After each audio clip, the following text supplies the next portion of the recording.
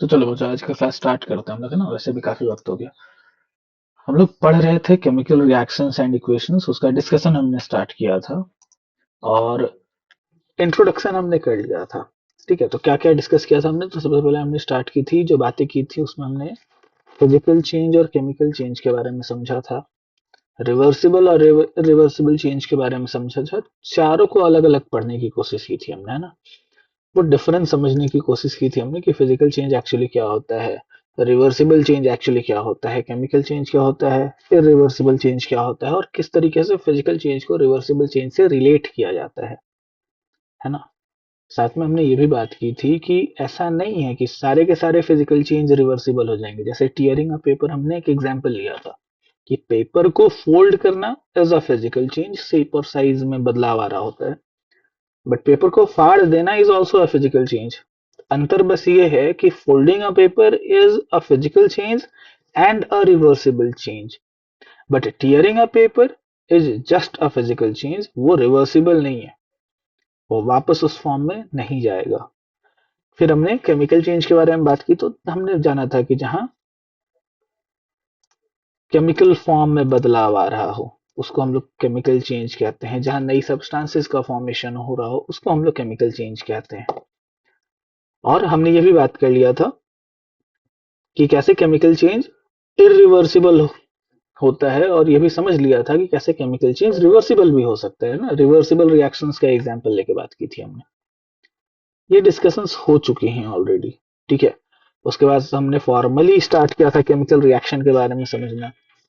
ठीक है, और ओरली हमने बात कर ली थी कि कैसे पता चलता है हमें कि कोई भी चीज रिएक्ट कर रहा है, केमिकल चेंज आ रहा है, केमिकल रिएक्शन हो रहा है। ये सारी बातें कर ली थी। आज वाले क्लास में हमें स्टार्ट करना था types of reaction. Am I right?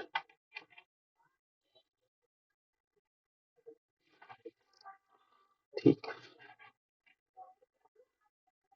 Exam का प्रिपरेशन कर लिए तुम लोग?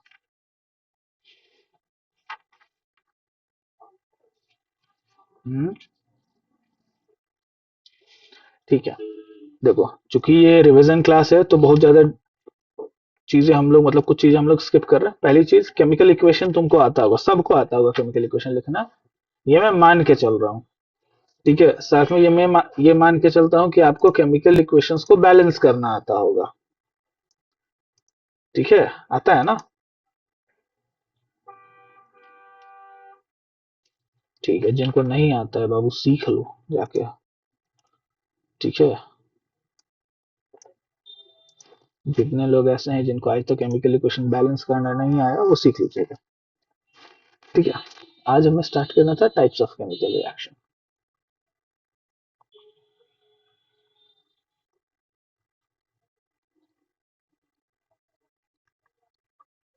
कितने रिएक्शंस पढ़ने हैं आपको क्लास 10th में?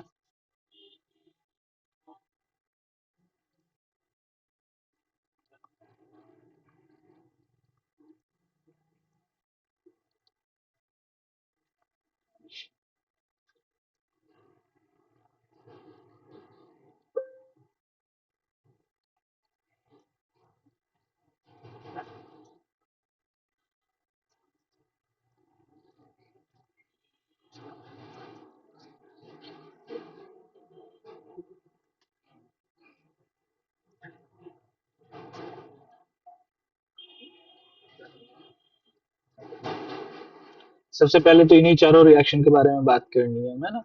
सबसे पहले यही चार रिएक्शन हम लोग समझेंगे: combination reaction, decomposition reaction, displacement reaction और डबल डिस्प्लेसमेंट रिएक्शन। इन चारों को पढ़ लेने के बाद हम लोग जाएंगे आगे, तो ऑक्सीडेशन पढ़ेंगे, रिडक्शन पढ़ेंगे। फिर ये हम लोग जानेंगे कि जब ऑक्सीडेशन और रिडक्शन साइमल्टेनियसली हो जाए, एक ही साथ हो जाए, एक ही रिएक्शन में हो जाए, तो उसी को हम लोग रिडॉक्स रिएक्शन कहते हैं। फिर कोरोजन वगैरह पढ़ के इस चैप्टर को खत्म कर देंगे। ठीक है, तो स्टार्ट करते हैं हम लोग कॉम्बिनेशन से। अच्छा, एक चीज साथ में पढ़ लेते हैं हम लोग, एक काम करते हैं, कॉम्बिनेशन और डिकम्पोजिशन की डेफिनेशन साथ में पढ़ लेते हैं। बाकी वो रिएक्शंस जब हम लोग पढ़ने लेंगे तो फिर दोनों को थोड़ा अलग अलग करके समझ लेंगे।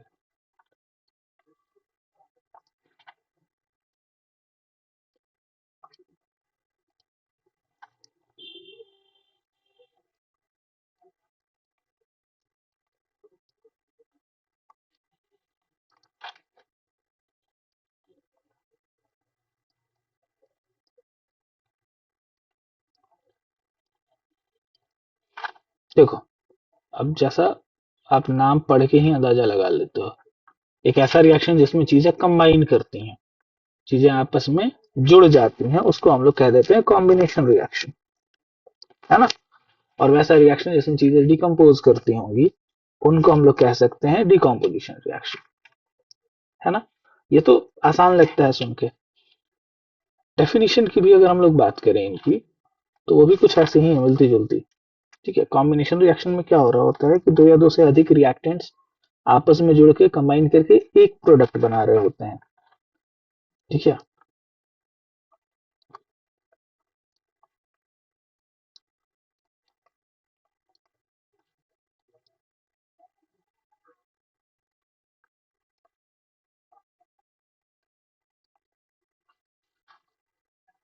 इसको केमिकली कंबाइन लिख लीजिए, है ना।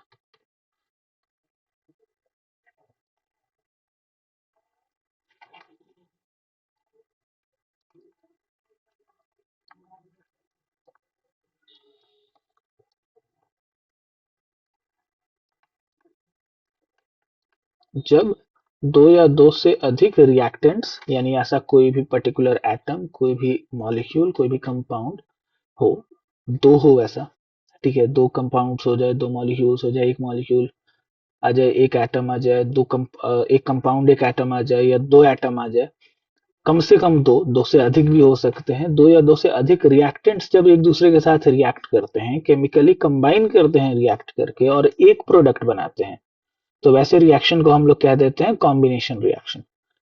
ठीक है, एग्जाम्पल्स अगर देखा जाए इसका, तो बहुत ही साधारण से एग्जाम्पल आपके एनसीईआरटी की बुक में सबसे पहला है। तुम लोग को होमवर्क भी दिए थे शायद हम, ये यही वाला था ना होमवर्क में।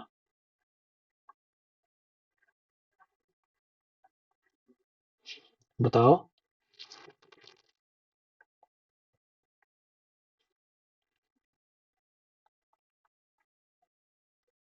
बनाए थे।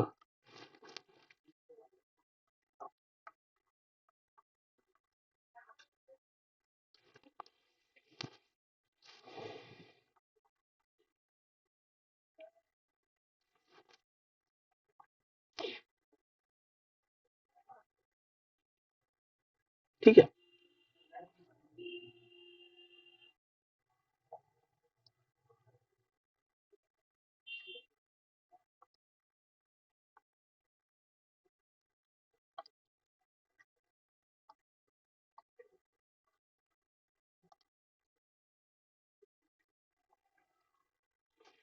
अब ये दो एग्जाम्पल्स जो हैं, ये एग्जाम्पल हैं कॉम्बिनेशन रिएक्शन के। क्या हो रहा है, दोनों ही केसेस में एक दो रिएक्टेंट है, ये दोनों रिएक्टेंट एक दूसरे के साथ कंबाइन कर रहे हैं और एक सिंगल प्रोडक्ट का फॉर्मेशन कर रहे हैं, है ना।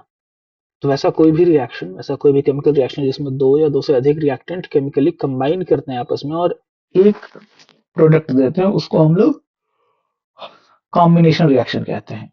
अब इस बात को समझिएगा कि कॉम्बिनेशन रिएक्शन एंडोथर्मिक भी हो सकता है, कॉम्बिनेशन रिएक्शन एक्सोथर्मिक भी हो सकता है। ठीक है, एंडोथर्मिक एक्सोथर्मिक समझते हैं हम लोग। एंडोथर्मिक क्या है, एक्सोथर्मिक क्या है।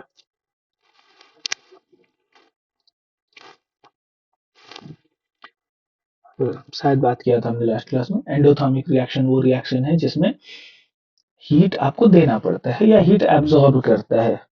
ठीक है, जो रिएक्टेंट है वो हीट एब्जॉर्ब करता है, आपको हीट प्रोवाइड करना पड़ता है रिएक्ट करने के लिए, वैसे रिएक्शन को एंडोथर्मिक रिएक्शन कहते हैं हम लोग।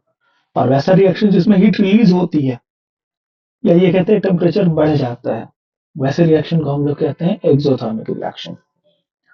ठीक है, तो combination reaction can be endothermic reaction, combination reaction can be an and exothermic reaction. ठीक है, बट हम लोग जब डिकम्पोजिशन रिएक्शन की बात करते हैं, तो चीजें थोड़ी बदलती हैं यहाँ पर।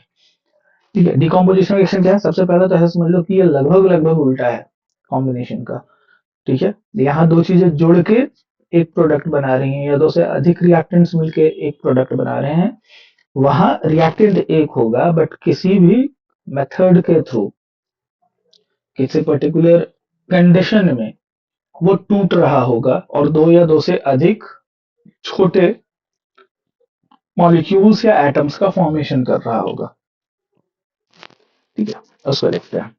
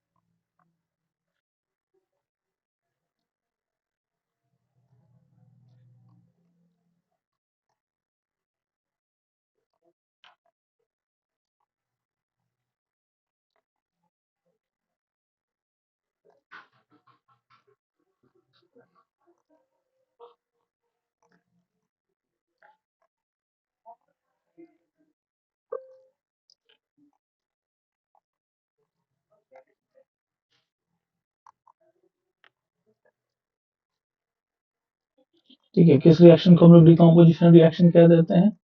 ऐसा प्रोसेस जिसमें एक रिएक्टेंट किसी सर्टेन कंडीशन में टूट जा रहा है, दो या दो से अधिक सिंपलर सब्सटेंसेस को बना रहा है। तो वैसे केस में हम लोग इस रिएक्शन का नाम दे देते हैं डिकम्पोजिशन रिएक्शन। ठीक है, एग्जाम्पल की अगर हम लोग बात करें, तो अभी तुम लोग का जो बोर्ड एग्जाम हुआ था उसमें, सॉरी प्री बोर्ड जो हुआ था उसमें ये वाला क्वेश्चन था, है ना, FeSO4 की डिकम्पोजिशन हो तो क्या होगा? ये डेल्टा का साइन है, डेल्टा यानी कि हीट,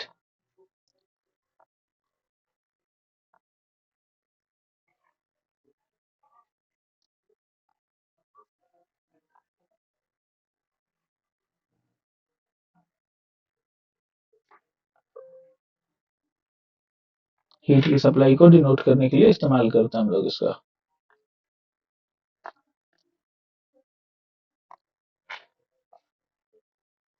याद रखिएगा इसको आप लोग।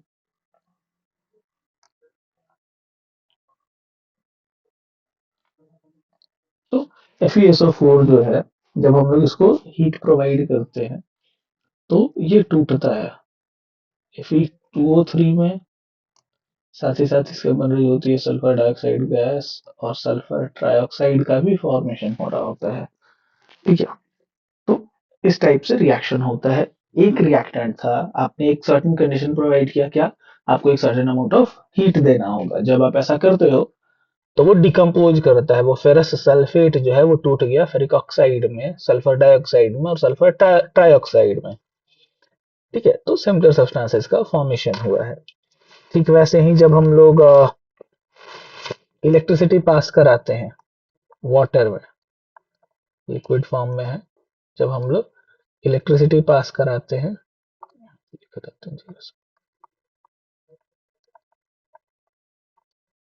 ठीक वो डॉक्टर वाला हैंड राइटिंग है बट समझ लेना अच्छे से, इलेक्ट्रिसिटी लिखा हुआ है या इलेक्ट्रिक करंट लिख सकते हो आप।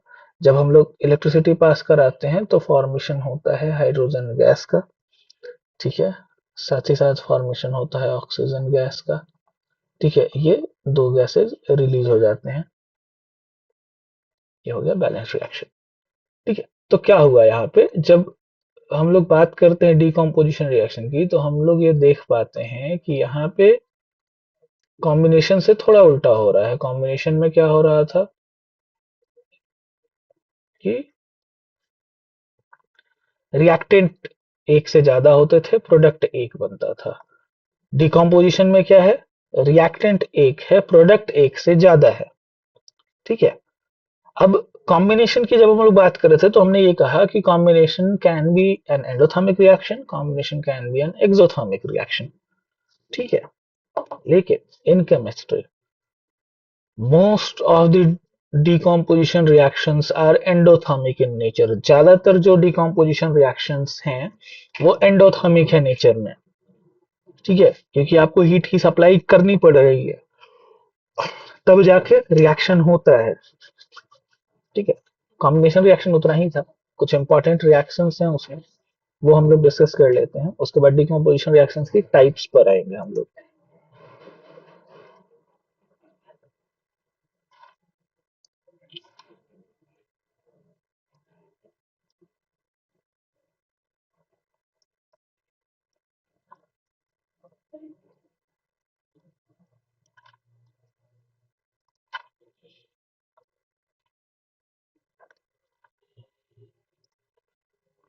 ये विजिबल है तुम लोग को? ज्यादा लाइट हो गया? ये ठीक है, चलो। तो मैग्नीशियम प्लस ऑक्सीजन का रिएक्शन हमें पता है, H2 + O2 वाला भी पता है, बट लिख लो इसको भी। और ये हम जितना लिख रहे हैं सारा स्केलेटल फॉर्म में लिख रहे हैं, बैलेंस करने का काम आपका है। ठीक है, बैलेंस करके ये तुम्हारा होमवर्क रहेगा, वो आप भेजोगे मुझे। ठीक है, कार्बन प्लस ऑक्सीजन का कर लो, CO2 का फॉर्मेशन हो जाएगा, कॉम्बिनेशन रिएक्शन है। ठीक है, एक बात और समझ लो, क्लास 9th अगर आप याद करो तो कार्बन मोनोऑक्साइड का भी फॉर्मेशन ऐसे ही होता है ना। हाइड्रोजन और क्लोरीन को रिएक्ट करा के हाइड्रोजन क्लोराइड बना सकते हैं हम लोग। ठीक है, गैसियस फॉर्म में रहेगा वो। Na+Cl वाला तो लिखा था, बट चलो दोबारा लिख लो, सोडियम क्लोराइड का फॉर्मेशन होगा। ठीक है, कैल्शियम ऑक्साइड प्लस H2O है ना, आपने ये देख रखा है ऑलरेडी। क्या होता है, कैल्शियम हाइड्रोक्साइड का फॉर्मेशन होता है, साथ में थोड़ा सा H2 रिलीज होता है, बट कॉम्बिनेशन रिएक्शन के एग्जांपल को लिखते वक्त ये वाला बात नहीं लिखते हम लोग।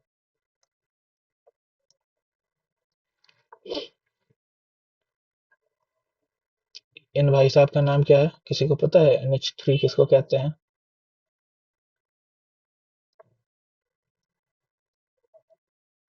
अच्छा, ठीक है।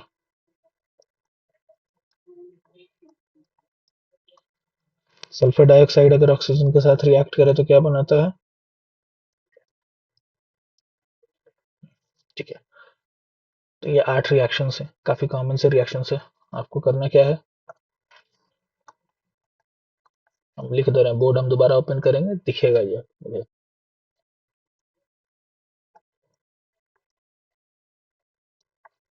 बैलेंस करना है आपको इनको।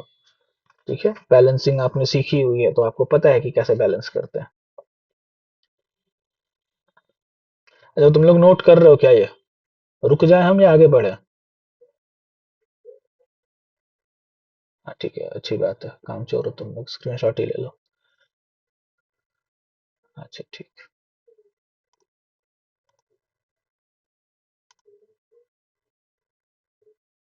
छापो जल्दी से।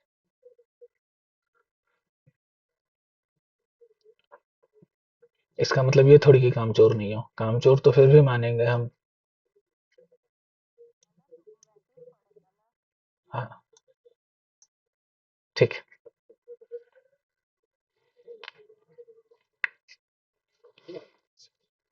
ओके।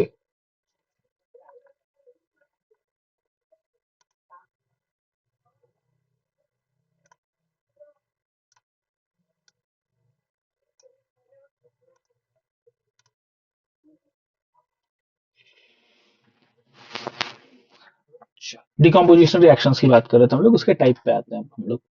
ठीक है, टाइप्स ऑफ डिकम्पोजिशन रिएक्शन। कौन कौन सी टाइप्स पढ़नी है हमें?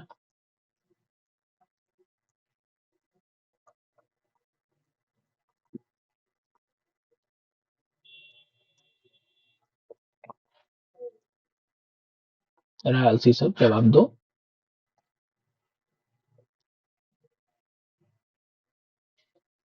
फोटोलाइटिक डिकम्पोजिशन, सीधे पहले वही पढ़ रहे हैं हम लोग।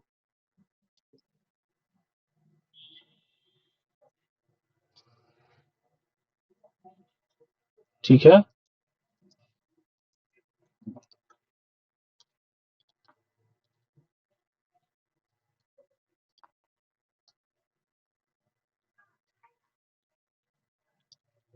हाँ, बता रहे हैं।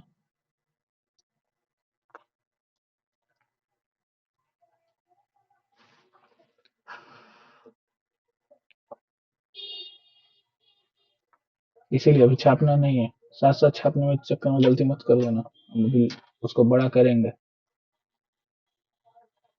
थोड़ा इटिमोलॉजी समझाते चले। देखो, यहाँ तुम लोग को बचपन से पता है इसका मतलब होता है हीट, है ना? तो हीट के थ्रू जो डिकम्पोजिशन होती है उस डिकम्पोजिशन को हम लोग कहते हैं थर्मल डिकम्पोजिशन। ठीक है, इसका एक और नाम है, वो है थर्मोलाइसिस। ठीक है। ये फोटो का मतलब है यहाँ लाइट, फोटो का मतलब लाइट। तो लाइट का यूज करके जो डिकम्पोजिशन हम लोग करते हैं उसको हम लोग कहते हैं फोटोलाइटिक डिकम्पोजिशन। ठीक है।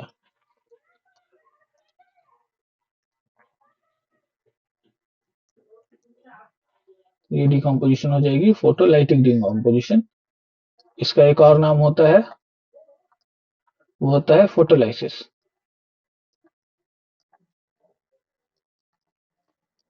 ठीक। और इलेक्ट्रिसिटी तो जानते हो आप, सबको पता है, इलेक्ट्रिसिटी यानी इलेक्ट्रिक करंट, है ना? जब आप इलेक्ट्रिक करंट की सप्लाई करते हो और उसके बेसिस पे जब आप डिकम्पोजिशन करते हो तो उसको हम लोग कहते हैं इलेक्ट्रोलाइटिक डिकम्पोजिशन।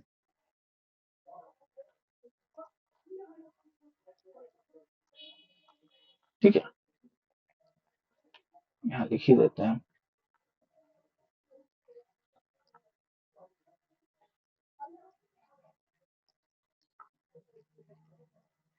इलेक्ट्रिक करंट से जब हम लोग डिकम्पोजिशन कराते हैं तो उसको हम लोग कह देते हैं इलेक्ट्रोलाइटिक डिकम्पोजिशन, और इसका नाम कहते हैं इलेक्ट्रोलाइसिस। अब ये इलेक्ट्रोलाइसिस तो पढ़ा हुआ है आप लोग का, क्लास 8 में पढ़ा होगा आप लोगों ने, याद है कि भूल गए हो सब?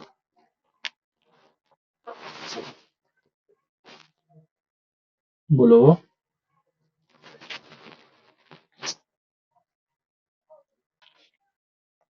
सब घोल के पीछे, सब घोल के पीछे। तो टीचर गला फाड़ फाड़ के पढ़ा रहे थे 8 में। कंपाउंड का नाम बताइए। कॉमन है।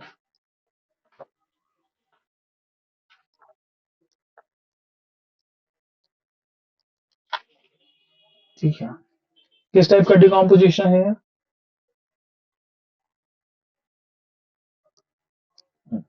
कहाँ होता है, याद है किसी को? हो जाता है ये।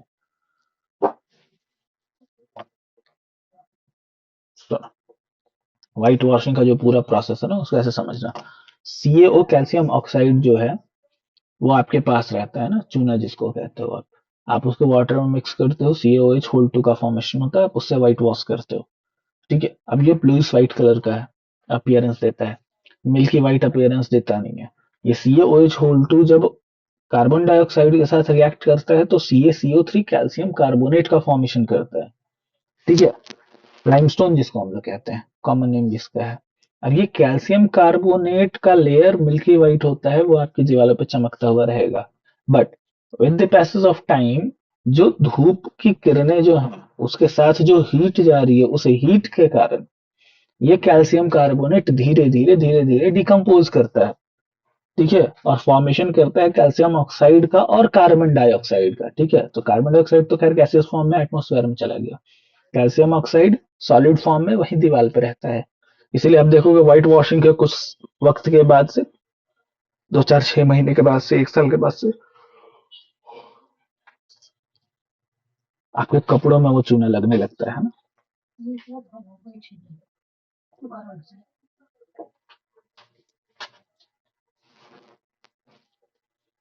एक और लिख रहा है, वो बताना। अच्छा, पीवी क्या होता है?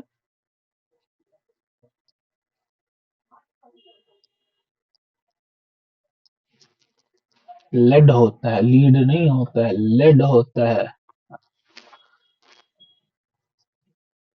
हाँ, तो लेड नाइट्रेट का जब डिकम्पोजिशन हम लोग कराते हैं तो लेड ऑक्साइड का फॉर्मेशन होता है। इसका नाम बताओ आप।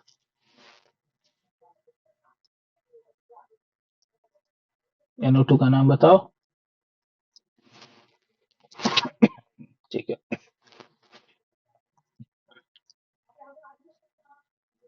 ये भी एग्जाम्पल है थर्मल डिकम्पोजिशन का। ठीक है, लेड नाइट्रेट सॉलिड फॉर्म में होता है, जब आप इसको हीट करते हो तो ये भी ब्रेक करता है, ब्रेक करके लेड ऑक्साइड, नाइट्रोजन डाइऑक्साइड और ऑक्सीजन का फॉर्मेशन करता है। ठीक है, होमवर्क दे कुछ।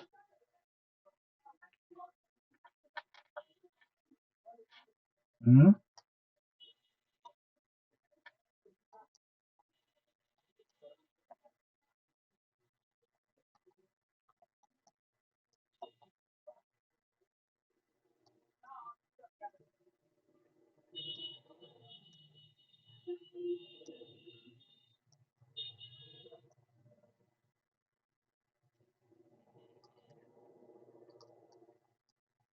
एक्सपेरिमेंट लिखने सिखाया है ना, तो पूरा लेबोरेटरी प्रोसेस जो है वो कॉपी में लिख के दिखाओगे मुझे। ठीक है। फोटोलाइटिक डिकम्पोजिशन किसका किसका होता है?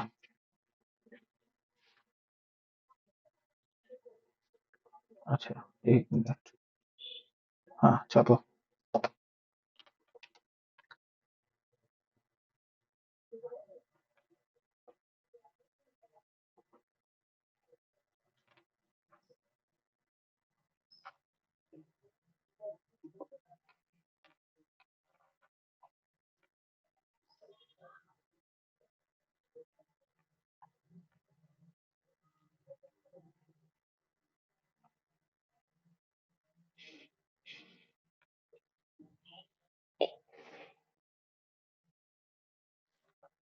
हो गया।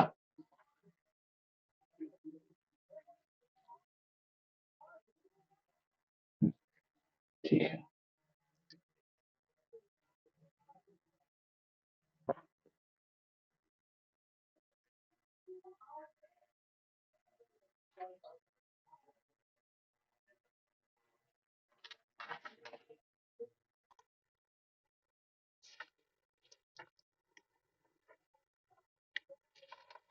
फोटोलाइटिक डिकम्पोजिशंस देखो, ठीक है।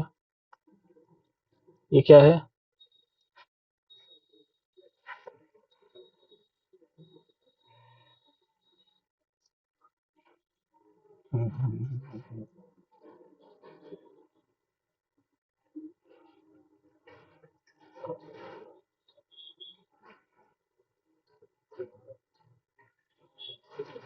ये रिएक्शन होती है, ठीक है, बट ये रिएक्शन होती है in the presence of sunlight और हाई इंटेंसिटी यूवी रेज। तो इस रिएक्शन को हम लोग फोटोलाइटिक डिकम्पोजिशन कहते हैं, क्योंकि लाइट के प्रेजेंस में ही ये रिएक्शन होती है। इसी तरीके से सिल्वर ब्रोमाइड का भी जो रिएक्शन है, उसका भी जो डिकम्पोजिशन है, वो इसी तरीके से सनलाइट के प्रेजेंस में ही होता है।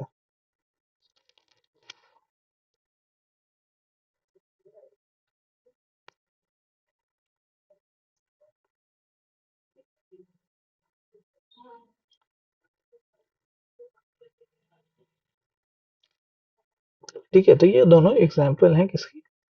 फोटोलाइटिक डिकम्पोजिशन की।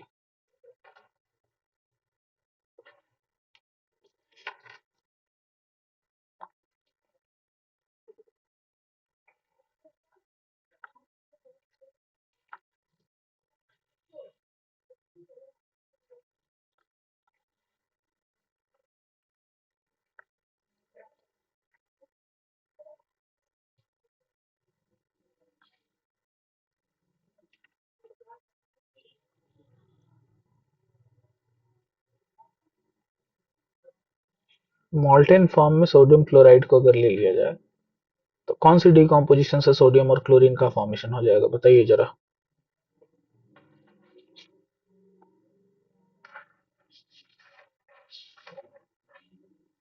याद है किसी को?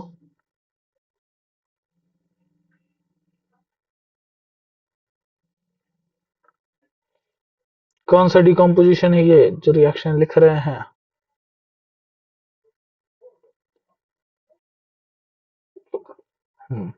ठीक है, बहुत लेट से बताई।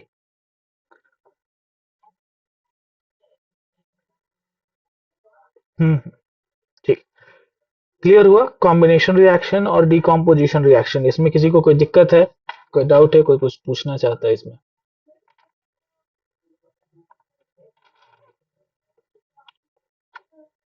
यस और नो?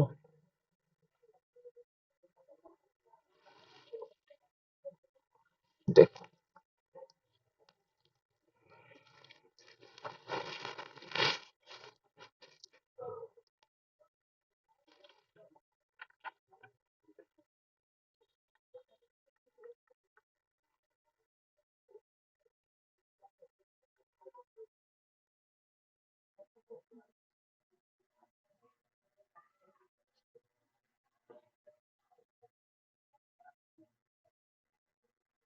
कौन सा?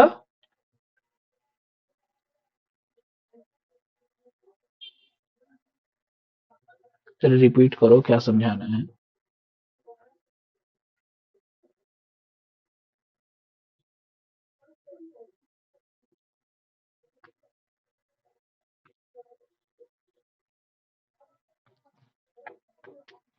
एनसीईआरटी ओपन करना पड़ेगा मुझे, रुक जाओ।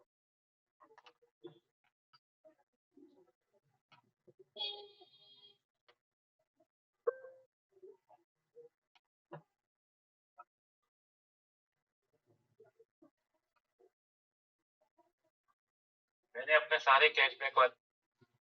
कौन सा रिएक्शन है उसमें वैसे? पेज वन में तो मैग्नीशियम का ही दिया होगा ना, या पेज नंबर 10 पहुंच गया?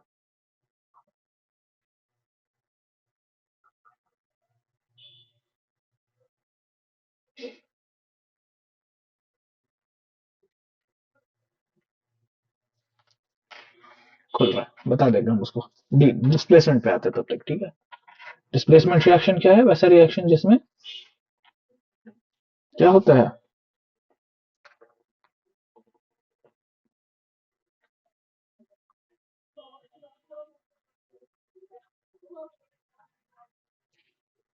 डिस्प्लेसमेंट रिएक्शन क्या होता है?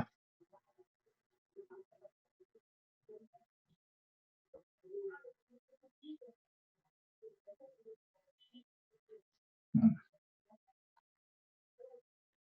हाँ।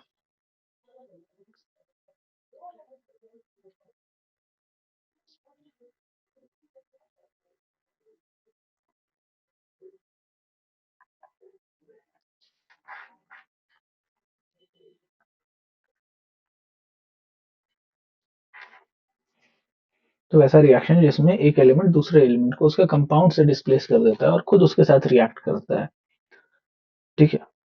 एक नए कंपाउंड का फॉर्मेशन करता है, तो उस रिएक्शन को हम लोग डिस्प्लेसमेंट रिएक्शन कहते हैं।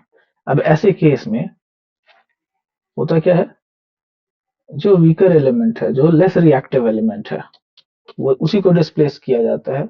और उसको डिस्प्लेस करता कौन है? जो मोर रिएक्टिव एलिमेंट होता है वो।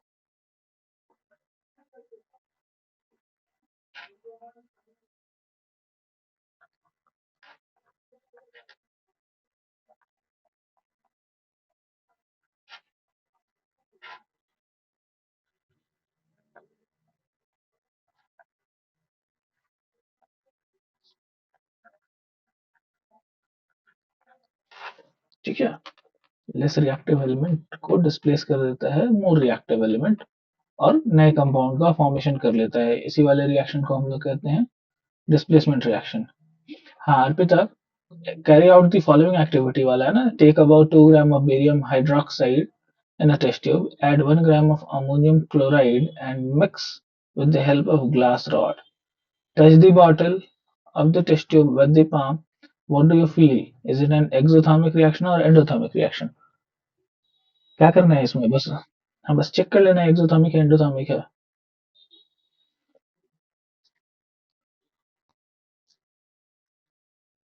चेक नहीं करवाया गया कभी लैब में?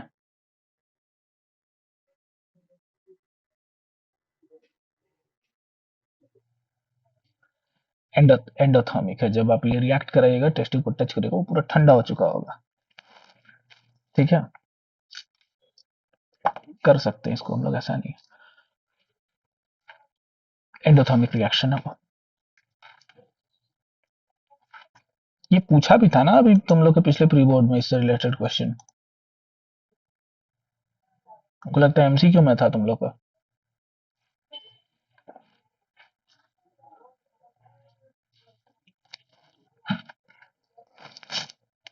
ठीक है, डिस्प्लेसमेंट की एग्जांपल्स देख लेते हैं हम लोग। अच्छा, रिएक्टिविटी सीरीज याद होनी चाहिए सबको। अगर आप चाहते हो कि आप डिस्प्लेसमेंट रिएक्शन को अच्छे से समझ जाओ, तो आपको अच्छे से याद करना पड़ेगा रिएक्टिविटी सीरीज को, ठीक है। रिएक्टिविटी सीरीज में अगर कंफ्यूजन रहा, तो जीवन भर डिस्प्लेसमेंट रिएक्शन में भी कंफ्यूजन रहेगा, ठीक है। इसका कोई दूसरा शॉर्टकट नहीं है, ठीक है। अब ये देख लो, रिएक्टिविटी सीरीज जब आप देखते हो तो आप पाते हो कि फेरस आयरन जो है वो रिएक्टिविटी सीरीज में ऊपर है, कॉपर नीचे है। यानी कि आयरन ज्यादा रिएक्टिव है, कॉपर कम रिएक्टिव है। तो जब आप रिएक्ट कराते हो, जब आप टेस्ट ट्यूब में कॉपर सल्फेट का सॉल्यूशन लेते हो और उसमें आयरन मील्स डाल देते हो, या आयरन के कुछ छोटे पार्टिकल्स डाल देते हो, तो आप देखते हो कि थोड़ी देर बाद रिएक्शन स्टार्ट होता है, कॉपर डिस्प्लेस हो रहा होता है, और फेरस जो है वो सल्फर के साथ, सल्फेट के साथ रिएक्ट करके फेरस सल्फेट बना रहा होता है, ठीक है। जब ऐसा होगा तो आपको कुछ और भी बदलता हुआ दिखेगा, और वो कुछ और जो है वो है कलर, ठीक है। पहले जो कॉपर सल्फेट आपने लिया है एक्वा सॉल्यूशन, उसका कलर होगा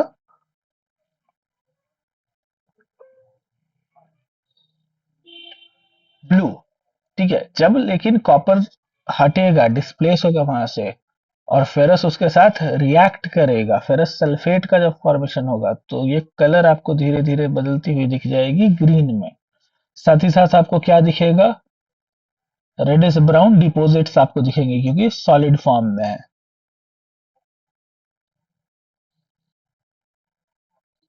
ठीक है, ये आपको दिखना स्टार्ट हो जाएगा। तो इस तरीके से डिस्प्लेसमेंट रिएक्शन कैरी आउट होती है। वहीं अगर आप कॉपर सल्फेट लेते हो और इस बार आयरन की जगह जिंक मिला देते हो, तो देखो जिंक भी ज्यादा रिएक्टिव है कॉपर से। ठीक है, रिएक्टिविटी सीरीज जब आप देखेंगे तो आप पाएंगे जिंक भी ज्यादा रिएक्टिव है। तो जिंक भी क्या करने वाला है, कॉपर को मार के भगाएगा उधर से, है ना, डिस्प्लेस करेगा और जिंक सल्फेट का फॉर्मेशन करेगा। यहाँ भी आप देखोगे कॉपर सल्फेट आपने लिया था तो डेफिनेटली ब्लू कलर का होगा।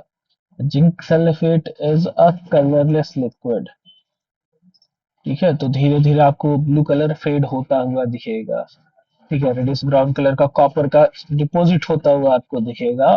और at the end of the reaction आपको एक कलरलेस लिक्विड मिलेगा जो कि जिंक सल्फेट है।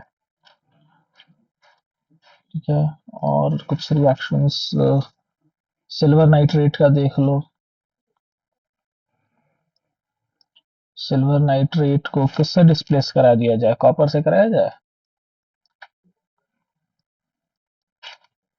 तो सिल्वर बहुत नीचे है ना, कॉपर उससे ऊपर है। क्या करेगा, ये डिस्प्लेस करेगा, फॉर्मेशन करेगा CuNO3 और Ag, सिल्वर बाहर आ जाएगी सॉलिड फॉर्म में। ठीक है, ये अब आप देखोगे तो silver nitrate is a colourless liquid. ठीक है, ये कलरलेस लिक्विड है। जो बच्चों ने मेरे साथ केमिस्ट्री लैब गए हैं उनको याद होगा, सबसे पहला रिएक्शन जो देखा था उन्होंने वो सिल्वर नाइट्रेट से रिलेटेड ही था। जिनको नहीं याद है वो बेचारे थोड़े दुखी हो सकते हैं। तो कलरलेस टू ब्लू आपको होता हुआ दिखता है। एक चीज तो आप समझ रहे हो कि सबसे इंपॉर्टेंट है यहाँ पे रिएक्टिविटी सीरीज का याद होना। दूसरी चीज ये आप समझ लो कि कलर चेंज के एग्जांपल्स आप उठा सकते हो इधर से। ठीक है, एक और चीज आप समझ लो कि जब आप एसिड या बेस के साथ रिएक्ट कराते हो किसी एलिमेंट को, तो जो रिएक्शन हो रही होती है वो डिस्प्लेसमेंट रिएक्शन ही होती है। जैसे ये देख लो, हमने मेटल प्लस एसिड किया। ठीक है, मेटल क्लोराइड का फॉर्मेशन हुआ और हाइड्रोजन गैस निकली, तो हाइड्रोजन को तो डिस्प्लेस कर दिया ना आयरन। तो ये रिएक्शन भी डिस्प्लेसमेंट रिएक्शन का ही पार्ट है। ठीक है, ठीक वैसे ही मान लो सोडियम को हमने डाल दिया पानी में। ठीक है, तो अब आप देखोगे क्या होगा, सोडियम हाइड्रोजन को रिप्लेस करेगा, है ना। हमें पता है वाटर टूटता है H प्लस और OH माइनस के फॉर्म में। ठीक है, तो ये टूटेगा और NaOH का फॉर्मेशन करेगा, साथ में हाइड्रोजन गैस बाहर निकल जाएगी। तो ये भी एग्जाम्पल है डिस्प्लेसमेंट रिएक्शन का ही। लिखो, छापो।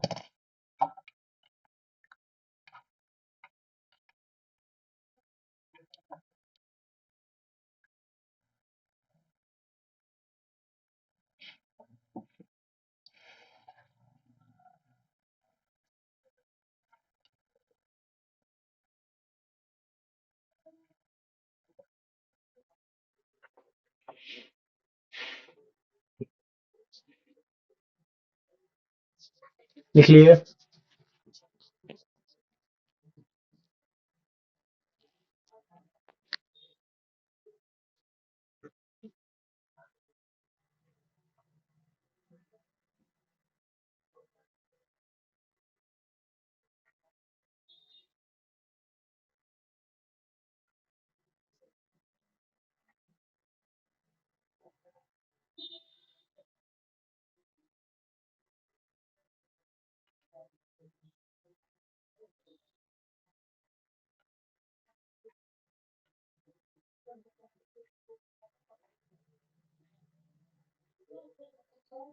हो गया, आगे बढ़े हम।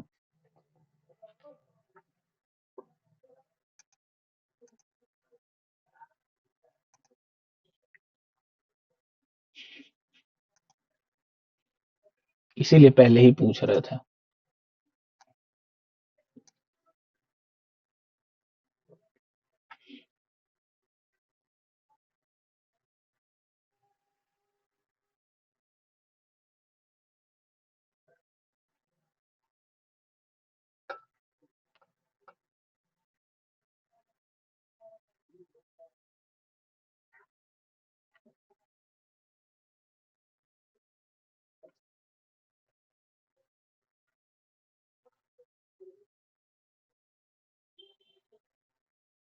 ठीक है,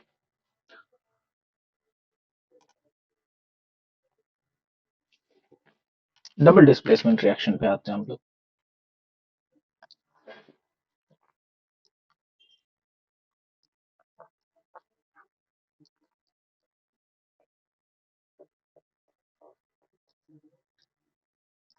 डबल डिस्प्लेसमेंट रिएक्शन को हम लोग प्रेसिपिटेशन रिएक्शन भी कहते हैं, है ना। प्रेसिपिटेशन रिएक्शन इसलिए क्योंकि प्रेसिपिटेट का फॉर्मेशन होता है। ठीक है, अब यहाँ पे ये एक ऐसा रिएक्शन है जिसमें दो कंपाउंड्स होंगे मिनिमम, जो आपस में रिएक्ट कर रहे होंगे, और उन दोनों ही कंपाउंड्स में आयंस का एक्सचेंज हमें दिखेगा। ठीक है,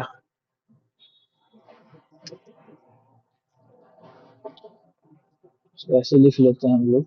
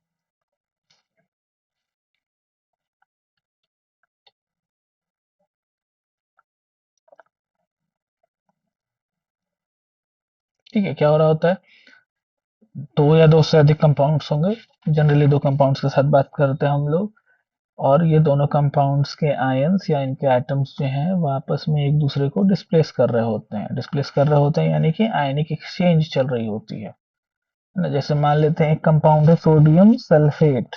अच्छा, ये रिएक्शन ना जनरली हमें मिलेगी एक्वस स्टेट में, ठीक है, लिक्विड फॉर्म में ही आके ये रिएक्ट करते हैं जनरली। और ये है बेरियम क्लोराइड, इसको भी हमने ले लिया एक्वस स्टेट में और इन दोनों को मिला दिया। जो फॉर्मेशन होगी वो इस टाइप की होगी, बेरियम सल्फेट बनेगा और साथ ही साथ बन जाएगा sodium chloride. Sodium chloride aqueous form में है, बेरियम सल्फेट आ जाएगा सॉलिड फॉर्म में। ठीक है, तो ये इस रिएक्शन का प्रेसिपिटेट भी है, इसीलिए इस रिएक्शन को प्रेसिपिटेशन रिएक्शन भी कहते हैं। ठीक है, अब देखिए होता क्या है। अब Na2SO4 जब आप एक्वा सॉल्यूशन बनाते हो तो ये कुछ इस तरीके से टूटता है। ठीक है, बेरियम क्लोराइड भी कुछ इस तरीके से टूटता है। ठीक है, अब जब ये हुआ है तो आए- अभी एक्वस स्टेट में ये दोनों क्या हैं, दोनों कंपाउंड्स के जो आयंस हैं वो फ्री स्टेट में है, वो आयनिक फॉर्म में ही है। और यहाँ पे देखिए बेरियम के पास दो इलेक्ट्रॉन ज्यादा है, barium wants to lose two electrons. Sulphur के पास दो इलेक्ट्रॉन्स कम है, sodium wants to gain two electrons, है ना। दोनों आपस में कंबाइन कर जाता है और बेरियम सल्फेट का फॉर्मेशन करता है। ठीक है, वहीं पे सोडियम और क्लोरीन एक एक इलेक्ट्रॉन्स की एक्सचेंज से ये स्टेबल हो सकते हैं, तो ये यहाँ स्टेबल हुआ। ठीक है, तो कुछ इस तरीके से फॉर्मेशन होता है। थोड़ा और डिटेल में अगर समझोगे तो इसको ऐसे समझो कि ये अगर ये एक मोल लेके हम बात करते हैं, एक Na2SO4, तो उसमें दो सोडियम होगा एक सल्फर होगा, यानी एक ही सल्फर दो दो सोडियम को पकड़ कर रखा होगा, है ना। कंपटीशन थोड़ी ज्यादा होगी, यहाँ पे एक बेरियम होगा दो क्लोरीन होगा। ठीक है, बेरियम एक ही होगा। ठीक है, तो ये थोड़ी अनस्टेबिलिटी देता है। अब जैसे ही डबल डिस्प्लेसमेंट हम लोग कराते हैं, अब दिखा रहा है तुमको, एक एक रिएक्ट करके आपस में थोड़ा ज्यादा स्टेबल कंपाउंड का फॉर्मेशन किया, दो सोडियम दो क्लोरीन, एक सोडियम एक क्लोरीन मिलके एक NaCl दूसरा वाला मिलकर दूसरा मॉलिक्यूल ऑफ NaCl बना लिया। ठीक है, तो कुछ इस तरीके से करके डबल डिस्प्लेसमेंट रिएक्शन होती है। क्लियर है? कोई डाउट यहाँ पे?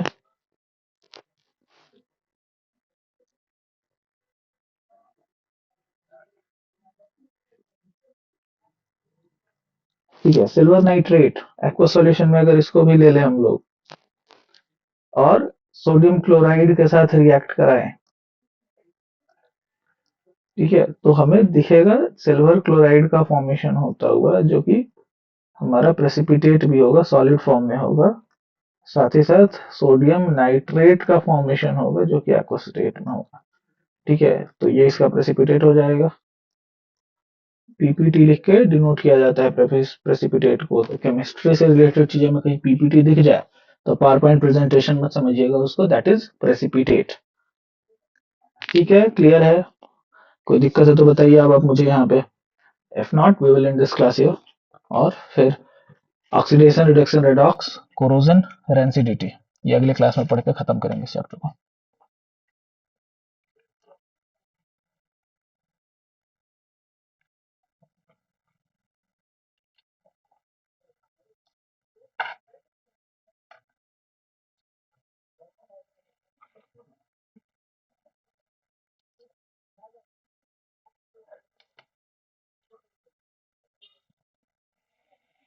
हो गया सबका?